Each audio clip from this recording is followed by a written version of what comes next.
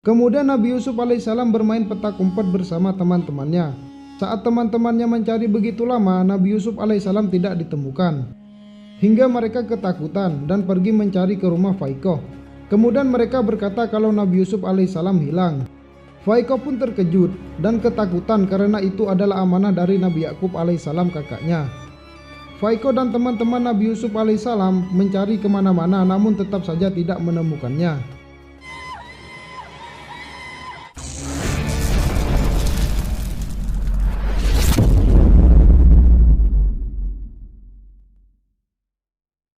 Kemudian Nabi Yakub alaihissalam datang bersama dengan para istri-istrinya, meminta Faikoh untuk tenang dan menanyakan apa yang sudah terjadi.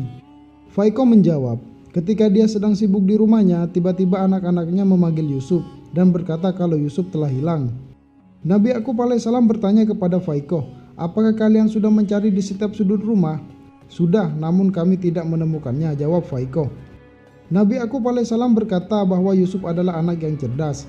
Dia pasti akan mencari tempat yang sulit ditemukan, seperti peti dan perapian. Mendengar perkataan Nabi Yakub alaihissalam, Faikoh langsung bergegas kembali mencari Yusuf, dan akhirnya Yusuf ditemukan. Lia yang merasa Faikoh lalai menjaga Yusuf, akhirnya membawa Yusuf kembali ke rumahnya. Di malam harinya, Faikoh mendatangi rumah Lia dan memohon agar diberikan satu kali lagi kesempatan untuk mengasuh Yusuf beberapa hari. Namun Lia menolaknya. Nabi Yakub alaihissalam yang kasihan melihat saudarinya akhirnya mengizinkan hanya untuk beberapa hari saja. Dengan senang hati, Faikoh langsung membawa Yusuf kembali ke rumahnya. Keesokan paginya terlihat Faikoh yang sedang menjaga Yusuf saat tidur. Kemudian Yusuf terbangun dan bertanya kepada Faikoh, "Bibi tidak tidur sampai pagi. Setiap kali aku bangun, Bibi belum juga tidur." Faikoh menjawab, "Aku tak bisa tidur karena memikirkan kita akan berpisah." Kemudian Yusuf berkata, "Aku sayang Bibi dan aku tak mau kembali ke rumah ayahku." "Benarkah kau menyayangi Bibi?" tanya Faikoh. "Bibi mengingatkanku kepada ibuku. Aku juga sayang Bibi Lia, tapi ketika dia menyayangiku, kakak-kakakku bersedih," jawab Yusuf. Mendengar perkataan Yusuf, Faikoh sangat bahagia dan memeluknya. "Ada cara agar kamu tetap bersama Bibi, tapi kamu harus menolongnya," kata Faikoh.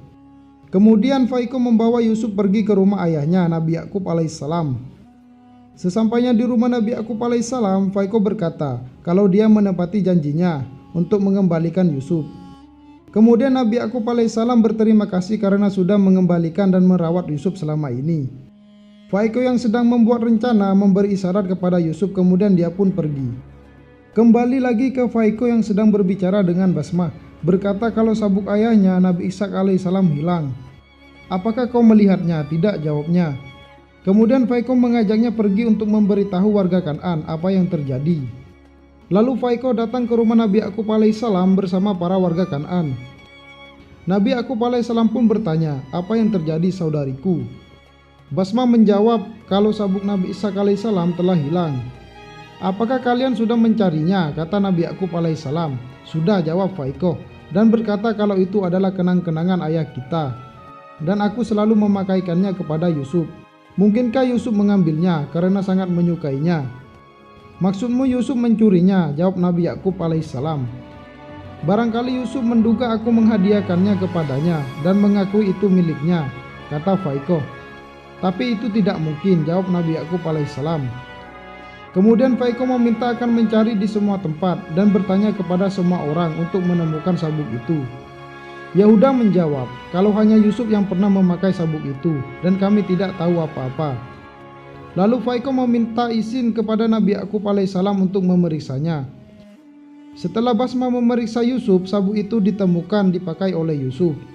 Nabi Yakub alaihissalam dan Lia pun terkejut, serta saudaranya yang lain mengolok Yusuf sebagai pencuri. Sesuai tradisi Kan'an, siapa yang menangkap pencuri ia akan menjadikannya budak selama 4 tahun. Demi menghormati hukum tradisi, dengan berat hati Nabi Yakub alaihissalam mematuhi keinginan Faikoh. Walau Nabi Yakub alaihissalam meyakini kalau itu semua adalah tipu daya, namun tak bisa membuktikannya. Lalu Faikoh membawa Yusuf pergi dan berkata kalau dirinya sekarang adalah budaknya selama 4 tahun. Ternyata semua itu sudah direncanakan oleh Faikoh dan Yusuf agar Faikoh bisa mengasuh Yusuf kembali. Di malam harinya terlihat Yusuf sedang bermimpi. Kemudian keesokannya Faiko dan Yusuf pergi ke rumah Nabi Yakub alaihissalam untuk menceritakan mimpinya. Yusuf berkata kalau dia bermimpi bersama kakak-kakaknya di padang gurun. Lalu ada angin yang sangat kencang. Kemudian terlihat Yusuf sedang menancapkan tongkatnya dan tumbuh menjadi pohon yang besar. Mendengar mimpi yang diceritakan Yusuf penuh arti yang sangat dalam, Nabi Yakub alaihissalam pun menyuruh anak-anaknya yang lain untuk pergi mengembala, agar tidak terjadi kecemburuan jika harus mendengar arti mimpi Yusuf yang sebenarnya. Kemudian Nabi Yakub alaihissalam membawa Yusuf ke dalam rumahnya bersama Faiko dan Lia. Nabi Yakub alaihissalam berkata kepada Yusuf, "Dugaanku benar, kelak kau akan mendapatkan kedudukan yang mulia dibandingkan yang lain dan mengungguli saudara-saudaramu." Nabi Yakub alaihissalam juga meminta agar Yusuf tidak menceritakan tafsir mimpinya kepada orang lain, khususnya saudara-saudaranya. "Kenapa ayah?" jawab Yusuf. "Mungkin saja api kedengkian akan menyala di hati mereka, sehingga mendorong mereka memusuhimu." Lalu Faiko membawa Yusuf kembali ke rumahnya. Kemudian Nabi Yakub alaihissalam pergi ke padang gurun untuk menemui anak-anaknya yang lain. Sesampainya di sana, Nabi Yakub alaihissalam memberikan mereka makanan. Lalu salah satu anaknya bertanya, "Kenapa ayah harus repot membawa makanan? Biasanya kami membawanya sendiri." "Memangnya aku tak boleh rindu dan menyertai anak-anakku?" jawab Nabi Yakub alaihissalam. Mendengar apa yang dikatakan Nabi Yakub alaihissalam, anak-anaknya merasa sangat bahagia, karena selama ini mereka merasa ayahnya tidak memperhatikan mereka lagi, dan berkata kalau ayah lebih memperhatikan Yusuf dan Benyamin dibandingkan mereka. Yahuda berkata sangat cemas dengan mimpi Yusuf, yang dia artikan kalau mimpi itu menandakan kalau Yusuf adalah pengganti ayahnya. Agar tidak ada rasa iri, Nabi Yakub alaihissalam berkata kalau mimpi itu memiliki arti lain, dan berkata kepada mereka, "Jika memang mimpi itu punya arti, maka artinya Yusuf mencintai semua saudaranya, atau dia akan menjadi penyayang bagi kalian."